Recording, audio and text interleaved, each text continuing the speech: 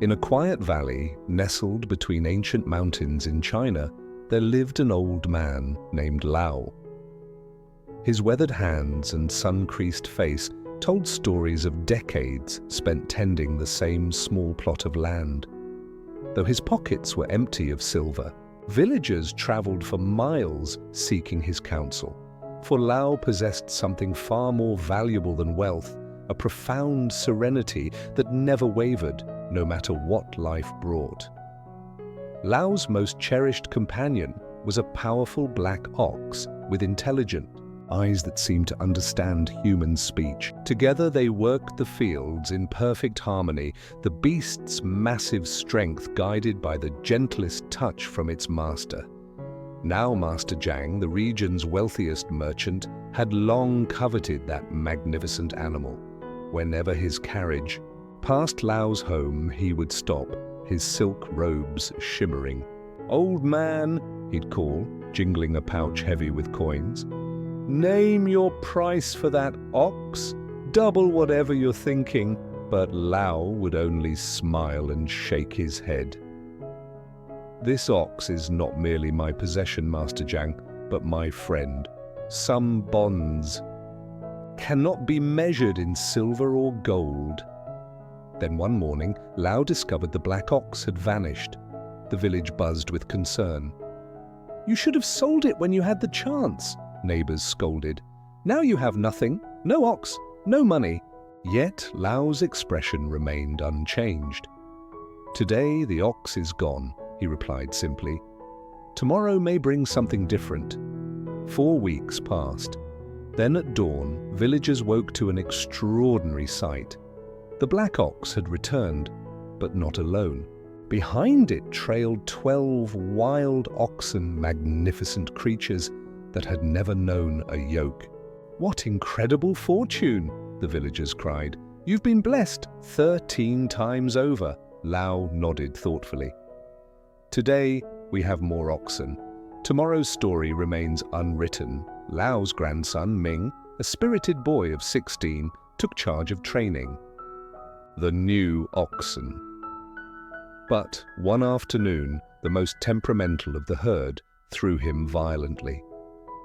The sickening crack of bone echoed across the field. The village elders shook their heads. "Such misfortune after such blessing," they murmured as the boy lay in pain. Lao tended to his grandson with steady hands. "Today, his leg is broken," he said.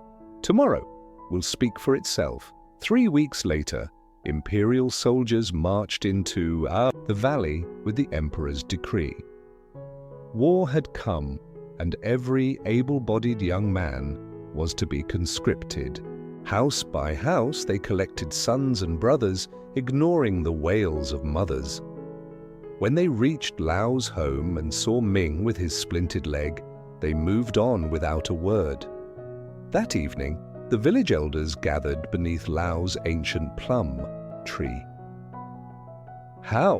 one asked. "How do you remain so calm through fortune and disaster alike?" Lao gazed at the setting sun before answering. "Life flows like the great river through our valley," he said softly. "We see only fragments of its journey, yet rush to judge each moment as fortunate or tragic. But how can we truly know? A lost ox returns with companions. A broken leg saves a life. What seems like misfortune today often becomes tomorrow's blessing. Why exhaust yourself worrying over what you cannot control? Focus instead on what truly belongs to you, your actions, your thoughts, your response to whatever comes. People's opinions change like the weather. True contentment comes from tending your own garden with care. A wise farmer doesn't curse the rain or worship the sun. He plants his seeds, trusts the seasons, and finds joy in the work itself, regardless of tomorrow's harvest.